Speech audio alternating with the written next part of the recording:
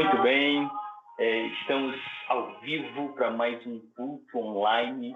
Mais uma vez estamos aqui tendo o nosso contato, estamos tendo a nossa adoração através do online, né? Através do YouTube, através do Instagram, através desses momentos especiais que nós já tivemos, apesar da razão de estarmos aqui não ser aí uma das melhores possíveis, mas estamos aqui para poder conversar com Deus, para poder cultuar a Deus e o que é mais importante, para poder termos mais contato com o nosso Senhor. E isso, de fato, vai nos levar para mais próximo dele. Esse contato, essa comunhão é que vai nos transformar. É pela contemplação que nós seremos transformados. Então, hoje nós vamos conversar sobre um tema que eu acho fantástico. Eu, particularmente, gosto muito de falar sobre esse assunto, tanto que já passei em alguns lugares falando sobre ele. E agora, em especial, falar com os meus queridos amados da Igreja Adventista Central de Fortaleza, minha igreja, e também aqui no Instagram, para que a gente possa conversar com o Senhor, tá bom? Então, antes de abrir a palavra de Deus, antes de irmos para o primeiro verso, nós vamos ler muitos versos hoje. Então, fique afiado aí com a sua Bíblia, certo? Feche seus olhos e vamos conversar com o Papai do Céu mais uma vez. Vamos lá? Oremos. Pai querido, muito obrigado, Senhor, porque nós temos a oportunidade de conversar com o Senhor, de saber que o Senhor está aqui nos ouvindo, de saber que o Senhor está aqui com cada um de nós, não somente aqui onde eu estou, no meu quarto, na minha biblioteca, transmitindo este culto, mas também com cada uma das pessoas que estão em seus lares, estão com suas famílias, estão cultuando a Ti neste momento. É um momento de um culto de oração, um momento de aprender mais sobre Ti. Queremos te pedir que o Senhor esteja conosco, no momento que iremos abrir agora a Tua Palavra, até o momento em que faremos a oração final, que tudo seja para honrar e glorificar o Teu nome. É a nossa oração e o nosso pedido em nome de Jesus. Amém. Muito bem, a oração do pecador. Eu não sei se você já prestou atenção nessa frase, mas parece até uma frase muito simples, né? A oração do pecador é importante. Somos pecadores e oramos. Então, a oração do pecador é qualquer oração que a gente fizer. Mas eu queria fazer você atentar para alguns versos da Bíblia que são essenciais quando nós falamos sobre oração, tá? E principalmente quando nós falamos sobre a oração de pecadores. Então, se você ora e você é um pecador, é o momento de você prestar atenção neste culto e adorar o nosso Deus através dos versos que nós vamos abrir, beleza? Pegue a sua Bíblia, pegue a palavra de Deus, né? Acesse a sua Bíblia ou abra a sua Bíblia aí onde você está. O primeiro verso que nós vamos ler, eu quero que você abra a sua Bíblia no livro de Lucas, capítulo 5, tá? Lucas, capítulo 5, é o primeiro verso sobre o assunto que a gente vai conversar, tá certo? Esse é um verso que dá origem a tudo o que nós vamos falar aqui. Então, Lucas, capítulo 5, verso 8, tá bom? Você encontrou aí, enquanto você encontra, já vou te atualizando aqui sobre a história. Acabou de acontecer um grande milagre. Os discípulos estão no barco ali com Jesus e depois desse milagre, Pedro vai fazer uma das piores orações da Bíblia. A segunda pior, na minha humilde opinião, a segunda pior oração da Bíblia, porque a primeira é a de Sansão e depois, numa outra oportunidade, a gente fala sobre ela. Mas a segunda pior oração da Bíblia, Lucas capítulo 5, verso 8. Dá uma olhadinha, para quem está no YouTube, vai aparecer agora para você aí o verso, tá? Mas abra sua Bíblia aí, Lucas capítulo 5, verso 8. Olha esta oração. Vendo isto, Simão Pedro prostrou-se aos pés de Jesus, dizendo: Senhor, retira-te de mim, porque sou um homem pecador, porque sou pecador. Você já imaginou esse tipo de oração? Que absurda oração é essa? Que tipo de oração é essa? Olha só o que Pedro está dizendo. Pedro prostra-se aos pés de Jesus e diz assim: Senhor, retira-te de mim, afasta-te de mim, vai para longe de mim, porque eu sou pecador. Essa oração de Pedro é uma oração que, infelizmente, muitas pessoas fazem, às vezes consciente, às vezes inconscientemente. Querem se afastar de Deus porque são pecadoras, porque estão cometendo algum pecado. Dá uma olhadinha o que diz o livro Caminho a Cristo. Caminho a Cristo, ele tem uma citação que eu acho simplesmente fantástica. Vai aparecer aqui para você a citação, mas Caminho a Cristo, na página 15, ela diz assim, ó: mas depois do pecado, já não encontrava alegria na santidade. Está falando de Adão e Eva, os primeiros pecadores aqui da terra, os primeiros homens pecadores, e procurava esconder-se da presença de Deus. Esta ainda é a condição do coração não renovado. Ele não está em harmonia com Deus, nem demonstra satisfação em relacionar-se com Ele. O pecador não consegue ficar feliz na presença de Deus e evita a companhia dos seres santos. Se lhe fosse permitido entrar no céu, nem lá, olha bem isso, se lhe fosse permitido entrar no céu, nem lá haveria felicidade para o pecador. Sabe por que o pecador está tentando se afastar? Esse problema, essa dificuldade que a gente está vendo aqui, de o pecador poder chegar próximo de Deus. Olha o que o Espírito de Profecia diz: se fosse permitido para o homem pecador entrar no céu em sua condição de ainda não ter um coração renovado, um coração transformado por Deus, e daqui a pouquinho eu vou falar sobre isso, como esse coração renovado que ela menciona aqui, nem lá ele encontraria alegria. Nem estando no céu, ele encontraria alegria. Ele não sente prazer em estar próximo de Deus. Ele não sente prazer em estar próximo de seres santos, de pessoas que querem estar próximas de Deus. Tá? Então esse é um problema gigantesco, porque agora o que as pessoas estão fazendo? Querem se afastar de Deus. Eu cometi um pecado, vou me afastar de Deus. Afastamento, primeira fase. Presta muito bem atenção nessa primeira fase sobre afastamento. Existem duas razões pelas quais o pecador, certo? Pelas quais nós, como pecadores, queremos nos afastar de Deus. Primeira razão, abra sua Bíblia mais uma vez, dá uma olhadinha agora no livro de Isaías, capítulo 6, verso 5. Vai aparecer para você aí na tela, mas abra sua Bíblia, Isaías, capítulo 6, verso 5. Olha a primeira razão pela qual o homem pecador quer se afastar de Deus. Isaías 6, verso 5. Então disse eu: ai de mim, estou perdido, porque sou homem de lábios impuros, habito no meio de um povo de impuros lábios, e os meus olhos viram o Rei, o Senhor dos Exércitos. Isaías, agora nesse momento, no momento em que ele é chamado por Deus, ele percebe que estava envolto em meio à santidade. Sai de mim, que eu sou um homem de lábios impuros, que eu sou um homem que habita no meio de um povo de impuros lábios, que eu sou um pecador que está no meio de outros pecadores, e os meus olhos viram o Rei. Primeira razão pela qual nós queremos nos afastar de Deus, esse afastamento, é porque nos sentimos sujos. Nós não nos achamos dignos de estar na presença do Senhor. Nós nos achamos dignos de estar com Deus. Essa é a primeira razão. Segunda razão, dá um pulinho agora para o livro de Marcos. Livro de Lucas, tá? Lucas capítulo 4 e o verso 22.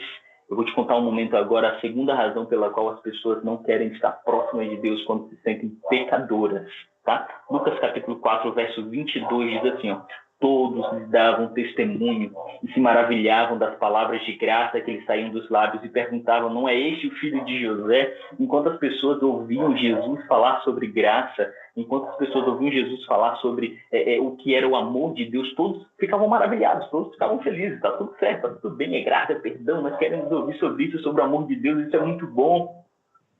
Mas aí Jesus começa a falar sobre o pecado do povo, começa a falar sobre os problemas, porque a graça, ela vem para o pecador. E o pecador, ele precisa declarar seu pecado para poder receber a graça e receber o perdão. E aí? Verso 28, ainda de Lucas 4. Dá uma olhadinha no que diz verso 28. É o próximo verso. Ele diz assim, ó, Lucas 4, 28. Todos na sinagoga, ouvindo estas coisas, se encheram de ira e, levantando-se, expulsaram da cidade e o levaram até o cimo do monte, sobre o qual estava edificada, para lá, de lá, o precipitarem abaixo. Jesus, porém, passando por entre eles, retirou-se. Sabe qual é a segunda razão pelas quais o pecador quer se afastar de Deus?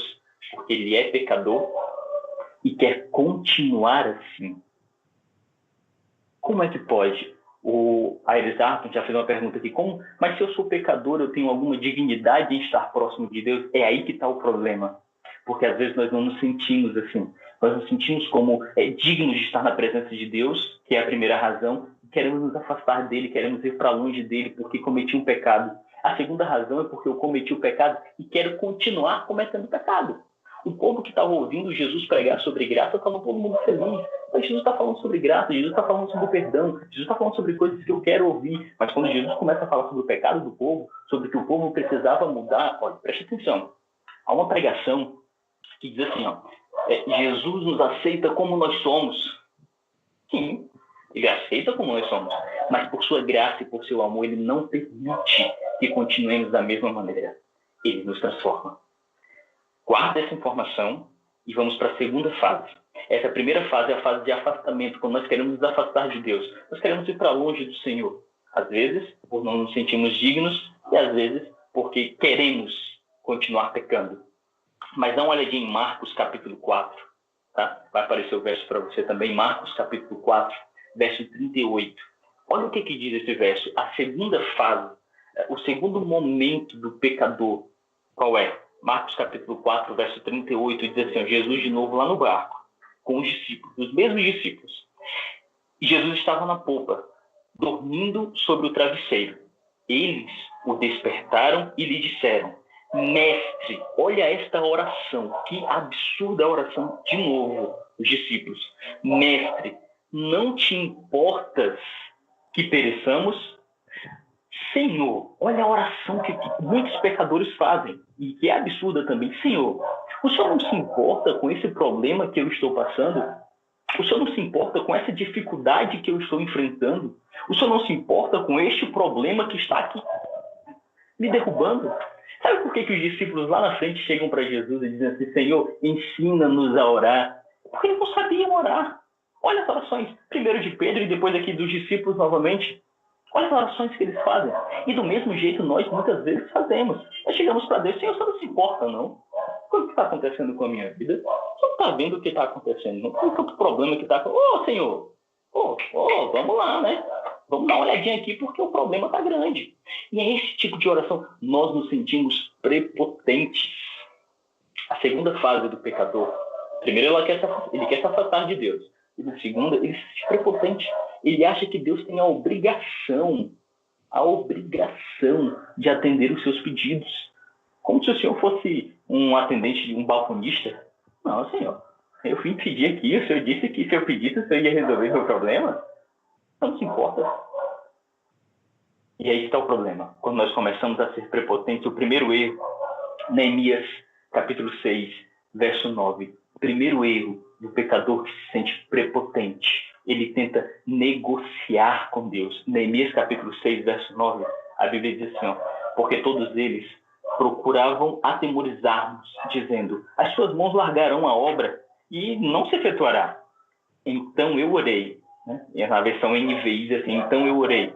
Mas a nossa versão diz assim, agora, pois, ó Deus, fortalece as minhas mãos. A oração de Neemias, nesse momento, ele está dizendo o seguinte para Deus, Senhor, as pessoas estão tentando me derrubar, as pessoas estão dizendo que eu não vou conseguir concluir essa obra que o Senhor passou para mim, as pessoas estão dizendo que eu não vou conseguir vencer. Senhor, fortalece as minhas mãos, porque se o Senhor me der força, gente, não é assim que nós devemos orar. Esse não é o ponto. Às vezes nós queremos chegar para Deus e dizer, Senhor, faz desse jeito, Senhor, resolve, faz isso. Se o Senhor fizer isso aqui, o resto eu me viro, Senhor. É aquele ditado que a gente repete muito, né? Saúde, paz, e o resto a gente corre atrás. Mas é bem assim. Às vezes nós chegamos para Deus e dizemos, Senhor, eu quero isso, isso, isso e isso, embrulha para a viagem e está tudo tranquilo.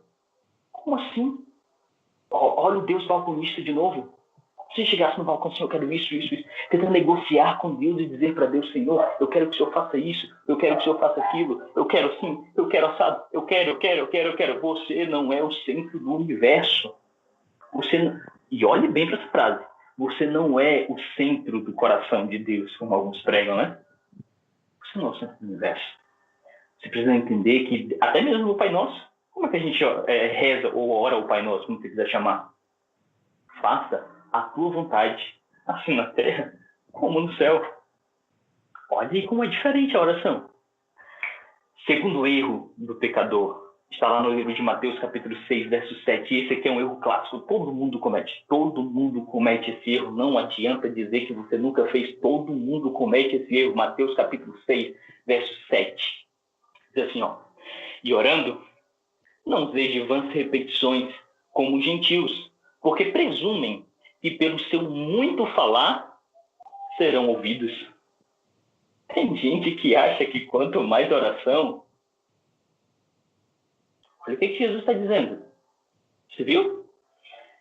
Presumem que pelo seu muito falar serão ouvidos. Não é quantidade. Entenda, é qualidade. Às vezes, nossas orações só é daqui para fora. A gente não entende o que está orando. O pecador, nesse momento aqui, ele acha que orar muito é suficiente. Falar é suficiente. Não é. Ah, Felipe, mas todo mundo diz, e é isso, e diz aquilo outro, e diz não sei o quê. Deixa eu te dar 4 versos bíblicos. Tem bem mais, tem muito mais. Se for parar aqui, a gente vê um monte. Mas eu vou te dar só 4 versos bíblicos que dizem exatamente o contrário dessa frase que muita gente fala. Que às vezes pregam até demais. Veja bem. Primeira razão. Dá uma olhadinha nesse verso que a gente vai colocar agora. Esse primeiro verso, que está no livro de Provérbios, capítulo 1, verso 28. Quem é a primeira pessoa que ora e Deus não responde às suas orações? Provérbios, capítulo 1, verso 28, diz assim, ó: então vocês me chamarão, mas eu não responderei. É Deus falando. Procurarão por mim, mas não me encontrarão. Provérbios capítulo 1, verso 28 a 31. Visto que desprezaram o conhecimento e recusaram o temor do Senhor, não quiseram aceitar o meu conselho e fizeram pouco caso da minha advertência, comerão do fruto da sua conduta e se fartarão das suas próprias maquinações. Aquele verso, esse verso de Provérbios é justamente isso. Veja bem isso aqui. Deus diz assim, olha, vocês vão clamar, mas eu não vou responder. Por que, Senhor? Porque vocês ignoraram os meus conselhos. Eu disse para você que não era para fazer isso. Eu disse para você que não era para colocar a mão no fogo, que você ia se queimar. Por que você colocou a mão no fogo? Entende a relação? Então, às vezes, Jesus já nos deu a orientação para que determinados problemas não aconteçam na nossa vida. Mas a gente vai lá e mete a mão no fogo para fazer as coisas e pensa, Senhor, me ajuda. Jesus está dizendo, meu filho, mas eu já tinha te dito que não era para fazer isso. Eu já tinha te dito que não era para seguir esse caminho. Eu já tinha te dito que não era para você ir por esse caminho. Entende? Veja outro verso. Dá uma olhadinha nesse agora, de Provérbios capítulo 21, verso 13. Segunda pessoa que ora e não tem as suas orações respondidas. Por quê? Matemática básica, presta atenção. Provérbios capítulo 21, verso 13 é uma matemática muito simples, bem básica, bem direta. Olha o que diz. Quem fecha os ouvidos ao clamor dos pobres, também clamará e não terá resposta. Também vai clamar e não vai ter resposta. Veja isso. É importante demais. Quem fecha os ouvidos ao clamor do pobre vai clamar, vai orar, vai pedir, vai chorar, vai fazer 40 madrugadas com Deus, vai fazer 10 dias de oração, vai fazer seminário de enriquecimento espiritual e não vai ter resposta. Deus não vai responder. Olha o que ele está dizendo. Quem fecha os ouvidos ao clamor do pobre também clamará e não terá resposta. Tem mais uma. Mais uma pessoa para você ver. Dá uma olhadinha nesse verso agora, de 1 Pedro, capítulo 3, verso 7. Veja bem, essa aqui é uma classe bem específica, né? Mas eu gosto desse verso, eu acho ele interessante. Do mesmo modo, vocês, maridos, olha nós que somos casados aí, sejam sábios no convívio com suas mulheres e tratem-nas com honra como parte mais frágil e coerdeiras do dom da graça da vida, de forma que as suas orações, de forma que não sejam interrompidas as vossas orações, as suas orações. Ou maridos, quer orar e Deus responder a sua oração? Cuida da tua esposa. Cuida da esposa que Deus te deu. Cuida do cônjuge que Deus colocou na tua vida. Dessa forma, Deus está dizendo, é bem claro. Do mesmo modo, marido, se vocês querem ter as suas orações respondidas, cuida da mulher que você tem, brother. Cuida da família que Deus te deu. Não quer cuidar da família e quer que Deus responda as orações? Não vai acontecer. Última pessoa, não é vigília, né? Dá uma olhadinha nessa última pessoa aí, que também vai orar e não vai obter resposta. Veja bem, essa agora está no livro de Tiago, capítulo 4, verso 2. Pessoa egoísta. Como é isso? Vocês cobiçam coisas e não as têm. matam e invejam, mas não conseguem obter o que desejam. Vocês vivem a lutar e a fazer guerras. Não têm, porque não pedem. Quando pedem, não recebem, porque pedem por motivos errados, para gastar em seus prazeres. Pede por motivo errado, para gastar nos próprios prazeres. Pede por motivos egoístas. Pede por motivos que não são motivos que são bênçãos. Não é assim que funciona, amigo. Dá uma olhadinha para a palavra de Deus. A palavra de Deus é bem clara e direta. Você pode fazer como Paulo, lá em 2 Coríntios, ele diz, olha, 3 vezes eu orei para que fosse retirado esse espinho na minha carne, mas o Senhor me disse, Paulo, a minha graça te basta porque o meu poder se aperfeiçoa na tua fraqueza. Eu disse, não. Essa é uma frase do pastor Rafael Santos que eu acho fantástico quando ele disse isso. Eu assisti o sermão e eu achei que ficou gravado na minha cabeça. Às vezes, decora essa frase, Deus não muda a tua situação porque Ele está usando a tua situação para mudar você. Às vezes, Deus não muda a sua situação porque Ele está usando a sua situação para mudar você. Forte isso, né? Muito forte. Vamos sair da segunda fase, dessas fases mais difíceis, vamos para a fase mais interessante da oração do pecador, a última fase. Abra sua Bíblia em João, capítulo 15, verso 7. Tá? Estamos chegando já nos últimos versos, viu? Percebeu que a gente viu muitos versos? O vídeo vai ficar gravado, o sermão vai ficar gravado. Volta, anota os versos, estuda, vê isso. Porque às vezes a gente está focado, tentando fazer orações, e não entende por que as orações não são respondidas. Vê isso aí. Último verso. Para nós vermos a terceira fase agora, terceiro momento da oração do pecador, como que ela funciona, está em João capítulo 15, verso 7, está aí para você. Veja bem esse verso que eu também acho lindo demais. Ele diz assim, ó, se permanecerdes em mim, e as minhas palavras permanecerem em vós. Olha como é lindo que Jesus diz, pedireis o que quiserdes e vos será feito. Quer ter suas orações respondidas? Quer ter a sua comunhão com Deus mais forte, a ponto de você dizer, Senhor, faz isso pela minha família, faz isso pelos meus amigos, faz isso por esta pessoa que eu amo tanto, que está passando por problema? Permaneça no Senhor. Permita que as palavras do Senhor permaneçam em você. E com certeza vai ser bênção. Dá uma olhadinha um dos últimos slides que eu preparei aqui para você, perceber uma diferença sobre oração. Essa daqui foi uma das orações mais simples e mais diretas que já aconteceu. Existem 2 palavras, vai aparecer para você aí, existem 2 palavras no hebraico, tá? Na língua que foi escrita o Antigo Testamento, que elas são usadas para o verbo criar. Tá? A primeira é assá, a primeira é bará, tá? Está lá em Gênesis capítulo 1, verso 1, você conhece de cor, diz, do princípio criou Deus os céus e a terra. Esse criar é quando Deus cria algo do nada. Não existia nada, não tinha nada, Deus criou algo. E a segunda é assá, que você pode encontrar essa palavra em Gênesis capítulo 1, verso 26, quando Deus diz assim, façamos o homem à nossa imagem e à nossa semelhança. Esse assá é quando Deus cria algo de algo que já existe. Por exemplo, Deus criou o homem do pó da terra. Deus criou o homem ali do pó da terra, formou o homem, e aí o homem passou a ser uma alma vivente. Né? Aí Davi, exímio conhecedor do hebraico, quando fez o Salmo 51 em arrependimento, pedindo a Deus que Deus o perdoasse. Olha o que ele diz em Salmos 51, verso 10. Preste atenção nesse verso. Davi, orando, ele disse assim, ó, cria em mim, ó Deus, um coração puro e renova dentro de mim um espírito inabalável. Este verbo criar que Davi usa, ele usa o bará. Você entendeu o que é o bará? Quando Deus cria algo do nada.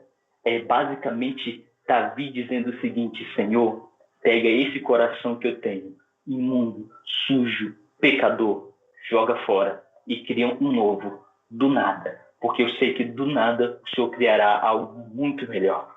Era essa a oração de Davi. Era justamente isso que Davi estava dizendo e o que nós precisamos dizer também. E como nós devemos estar mais próximos, mais conectados e mais íntimos de Deus. Se permanecermos no Senhor, João 15, verso 7, e a palavra de Jesus permanecer em nós, pediremos o que quisermos, e será feito. Porque a vontade de Deus vai ser feita na nossa vida, porque a vontade de Deus vai ser feita na sua vida, e bênçãos vão ser derramadas na sua vida e na vida dos seus familiares. Preste atenção neste hino que a nossa amiga Jéssica Dantas vai cantar. Dá uma olhadinha neste hino e adore ao Senhor também, para que a oração do pecador, a sua oração, seja ouvida no céu. Vamos ouvir?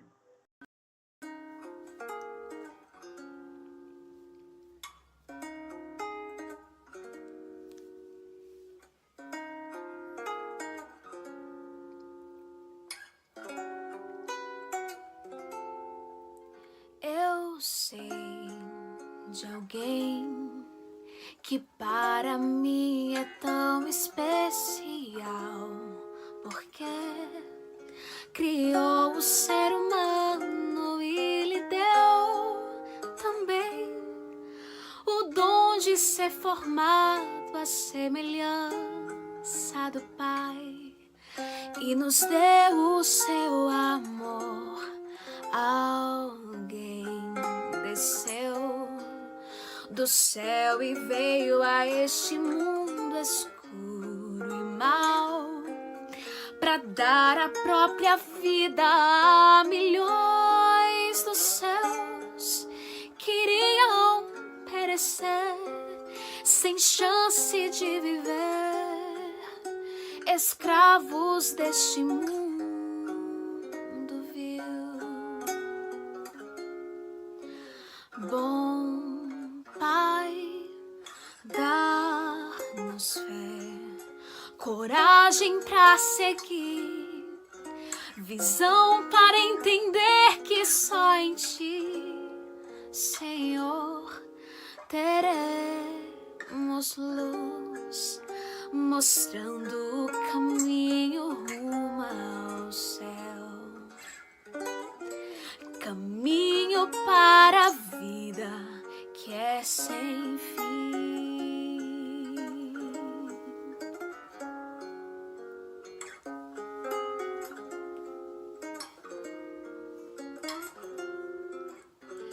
Eu sei de alguém que chama, que convida e que quer entrar em sua vida, em seu triste coração, e transformar a tristeza em alegre canção, em alegre melodia. Eu sei de alguém que vai lhe ajudar a ser o que você sonhou em se tornar, pois com Jesus não há limite para sonhar. Sua graça pode dar poder para resistir ao mal.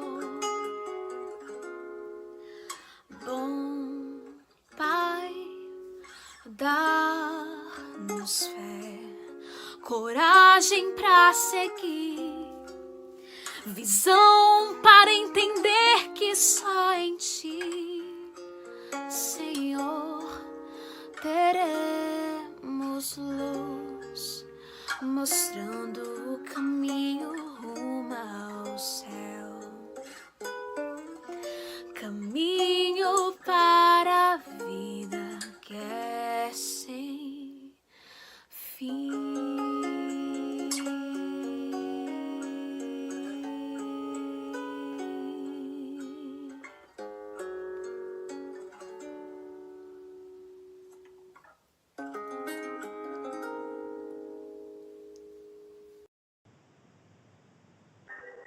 É uma bênção você poder perceber que quando você ora, Deus escuta você.